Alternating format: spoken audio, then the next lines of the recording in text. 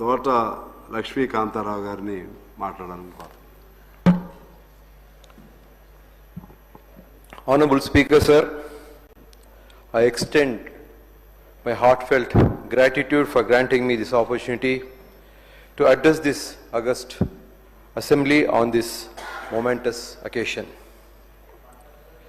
Today, we stand at the threshold of history, poised to make a landmark decision, the subcategorization of scheduled castes. In Telangana, this bill is not merely a policy change, it is a decisive step towards achieving real social justice by addressing inequalities that have persisted for generations.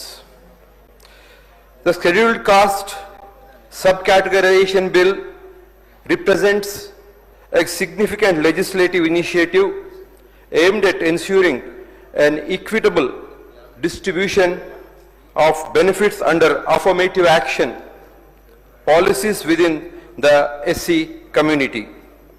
Acknowledging the internal stratification within this diverse group, the bill seeks to create subcategories to better implement reservation policies across education, employment, political representation and other critical areas.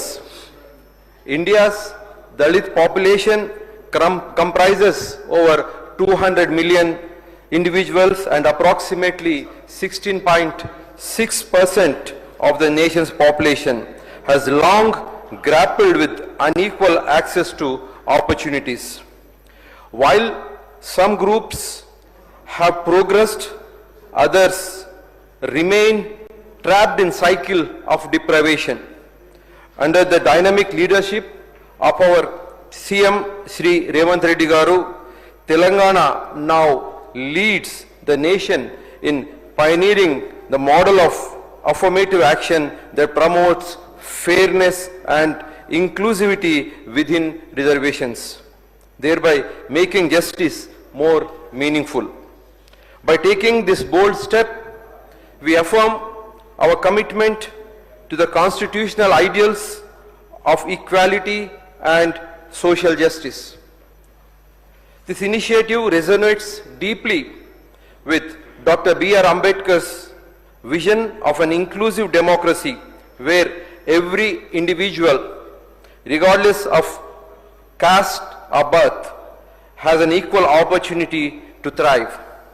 Today, this assembly has the honor of shaping history and setting a transformative precedent for our nation. To grasp the significance of this moment, it is essential to understand the historical context that made these measures necessary. For centuries, India's caste system rigidly divided society into a hierarchical structure. At the very bottom of this hierarchy, the hierarchy were us, untouchables, who were entirely excluded from 4 varnas and relegated to the status of outcasts. We were often referred as the Panchamas, the 5th varna, effectively placing us outside the caste system altogether. For generations, our communities suffered relentless oppression and systemic discrimination. We were barred from entering temples, denied access to education, forced into dehumanizing occupations and considered polluted merely by our touch. This inhuman practice of untouchability was deeply entrenched in the social fabric, with the scheduled castes bearing the brunt of the cruelty. This practice eroded the dignity of millions. The sheer magnitude of this injustice galvanized Indian social reforms and freedom fighters to demand special protection for the depressed class, as they were termed during the colonial times. This long history of systemic exclusion ultimately led to the adoption of reservation policies measured at redressing historical injustices and enabling Dalits to participate as equals in society. Our resolve today is driven not only by the weight of history but also by the enduring principles of social justice. Political philosopher John Rawls taught us that justice is fairness. A society must structure inequalities in ways that benefit its least advanced members. The subcategorization of scheduled caste reflects Rawls' difference principle, ensuring that the most disadvantaged among the Dalits receive greater support. This approach makes equality of opportunity more substantive and meaningful for those who need it the most. Similarly, a theorist, Nancy Fraser, reminds us that the true justice demands both the redistribution of resources and the recognition of marginalized identities. Injustice, she argues, are two-dimensional, encompassing economic deprivation and cultural disrespect.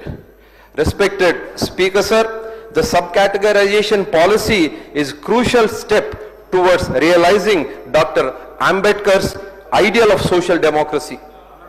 By uplifting Dalits subgroups that have yet to fully experience the benefits of freedom, we move closer to the vision of society where every individual holds equal value.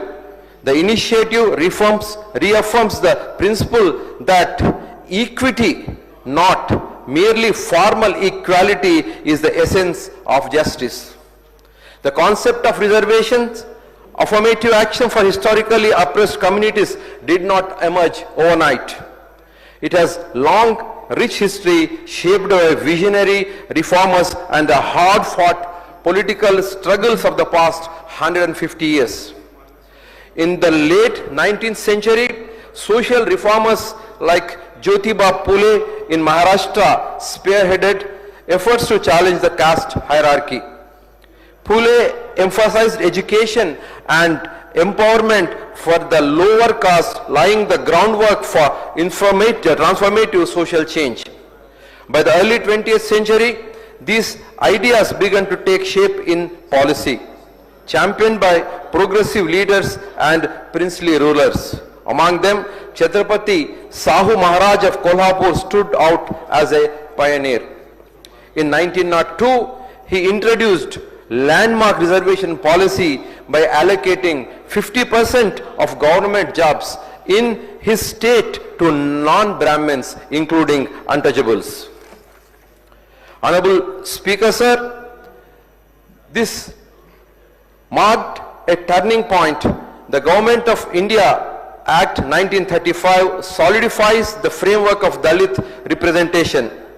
It was that the scheduled caste was first introduced in law, signifying castes listed, that is, scheduled for special consideration.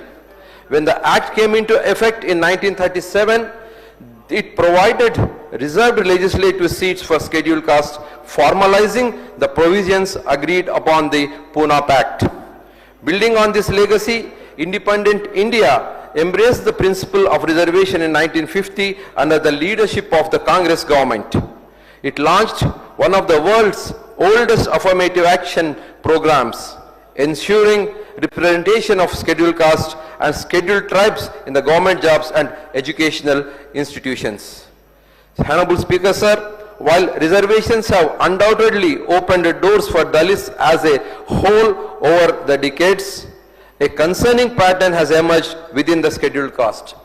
Not all SC communities have benefited equally from the allocated quotas. Certain relatively better off or more popular subcastes have secured bigger share of reserved opportunities in jobs, education and political representation, while others, often those more marginalized socially or geographically, have continued to languish with minimal benefits. These observations are not based on mere speculation, but are firmly supported by the data. Since in 1960, communities like Madigas have voiced concern about their lack of equitable access to reservations. Despite comprising 62% of the total SC population, we have consistently been underrepresented in proportion to our numbers. In 1965, the BN Loco Committee recognized this disparity and recommended the removal of certain socially advanced SC groups from the list, identifying the Madigas as among the most severely disadvantaged. Later, in United Andhra Pradesh, the Justice P. Ramchandra Raju Commission was appointed in 1996 to systematically examine the distribution of benefits among SC subcastes. The findings were both revealing and unsettling. A couple of subcastes have monopolized the majority of SC reservation benefits, far exceeding their proportional representation within the SC population. Conversely, other subcastes, notably the Madigas and smaller groups like Relly community, were grossly underrepresented. The most marginalized among the Dalits were being left behind, while those better positioned within the group acquired the bulk of the benefits. The Commission concluded that this disproportionate distribution was undeniable and required urgent correction. The principle of rationing justice within the justice of reservations extends the idea of social justice to the logical conclusion. Our move today directly addresses this moral and practical challenge by introducing internal classification to ensure no subcaste among Dalits remain untouchable in the new India's journey towards progress and equality. In the late 90s and early 2000s, as movements advocating the SC subquota gained traction in states like Andhra Pradesh, Punjab and Tamil Nadu state governments began exercising their discretion to address these demands. Following the Raju Commission's recommendations, Andhra Pradesh issued an order in 2000 dividing the 15% SC reservation into categories A, B, C and D, each allocated specific subcaste. Similarly, Punjab had earlier enacted a 1975 notification splitting its SC reservation into 50% for Valmiki, Sikh and 50% for SC communities. While these initiatives were well intentioned, they soon encountered legal obstacles. The matter eventually reached the Supreme Court. The E.V. Chinnaya versus State of Andhra Pradesh, a 5-judge constitution bench of Supreme Court struck down the Andhra Pradesh subcategorization scheme in 2004. The court held that once castes are included in presidential list, they from a single homogeneous class under the constitution. The judgment clarified that the power to identify scheduled caste rests solely with the parliament and the president under the article 341, leaving no room for state legislate to subclassification. Consequently, the Chinnaya ruling mandated the reservation benefits to be distributed uniformly across the entire SC category. Following this verdict, Punjab's long-standing subquota for Valmiki Sikhs was invalidated by its High Court in 2006. And similar plans in other states were put on hold. This decision posed a significant legal hurdle for subcategorization proponents, effectively halting progress for over a decade. However, the subsequent years, legal and academic discourse evolved, emphasizing that substantive equality often necessitates differentiation within broad categories. This understanding culminated in landmark judgment on August 1st, 2024, when a 7-judge constitutional bench of Supreme Court overruled E.V. Chinnaya and upheld the validity of subclassification of SCs and STs for reservation purpose. In a 6:1 majority verdict led by Justice D.Y. Chandrachud, the court affirmed that states have the authority to categorize scheduled castes into subgroups to ensure equitable distribution of reservation benefits. This extraordinary decision, where a larger bench overturned a prior constitutional bench ruling, reaffirms the principle that equality requires treating differently situated groups differently to achieve fairness. The court's new jurisprudence laid down critical guidance and rationale. It acknowledged that there are most disadvantaged sections even within the scheduled caste who have historically been excluded from benefiting fully due to internal caste hierarchies. Subclassification, the court emphasized, is not violation of equality but rather mechanism to realize the true essence of equality by ensuring equitable access for all subgroups. The verdict further stipulated subcaste quota must be grounded in sound empirical data reflecting the relative backwardness and underrepresentation of specific subcastes. Additionally, it imposes an essential safeguard. Any policy of subclassification would remain subject to judicial review to prevent its misuse for political purpose. Today, this assembly stands at the forefront of this transformative movement. We must feel extremely proud, extend our heartfelt gratitude to our visionary leader, Shri Revanth Reddy Garu, as we are among the first in India to seize this opportunity afforded by the Supreme Court enlightened judgment. Taking the lead role, Shri Revanth Reddy Garu has made the social justice equitable and possible for the most disadvantaged classes of this nation, not only this state but also leading light for this nation to emulate. Crafting a fairer reservation framework in alignment with the principles of equality and the law of the land. While legal green light, Telangana has acted swiftly and decisively to implement scheduled caste subcategorization under the visionary leaders of our Chief Minister. I call this model as a Revanth Reddy model of social justice. Shri Revanth Reddy Garu has done his level best to make sure he and his government serves the best to the marginalized communities who are living in this society. Our state, known for championing progressive social principles and policies, once again lead from front in pursuit of social, equitable social justice.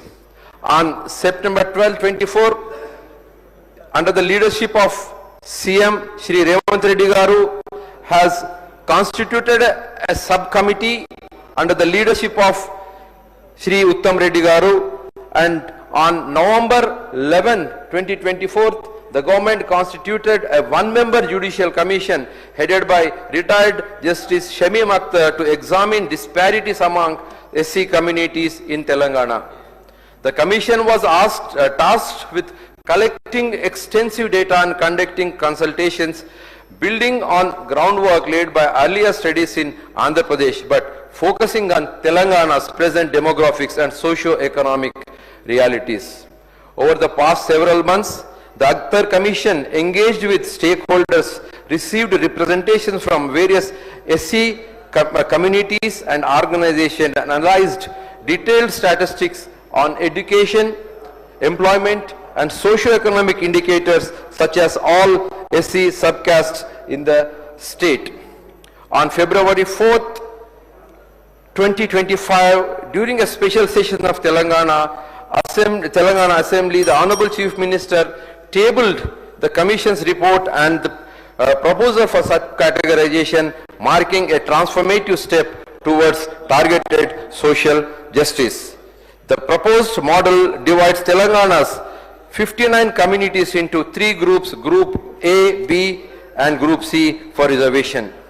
Each group is allocated a proportion of 15% quota based on their population share and degree of underrepresentation as recommended by the Commission without delivering into excessive statistics and broad allocations are as follow. Group 1 gets 1% and Group 2 gets 9% and the Group C gets 5% in the within the 15% quota. The bill to amend in Telangana Reservation Act accordingly has been introduced. It incorporates the 3-group formula and establish a mechanism for periodic review of the subcategorization to follow for adjustments if any group progresses significantly. The Sir, closing. Please conclude. Yeah, I'm concluding, sir. Sir, as I conclude, I appeal to all the members of this House to support this historic initiative with unity and resolve. Let us send a powerful message that Telangana stands united in the cause of social justice. In the years ahead, when Dalit students from the most deprived subcastes rise to become doctors, engineers, entrepreneurs, civil servants and leaders enabled by the opportunities created today, they will look back and thank this assembly and forward-thinking leadership of Shri Revanth Reddy Garu for his vision and his courage. Thank you.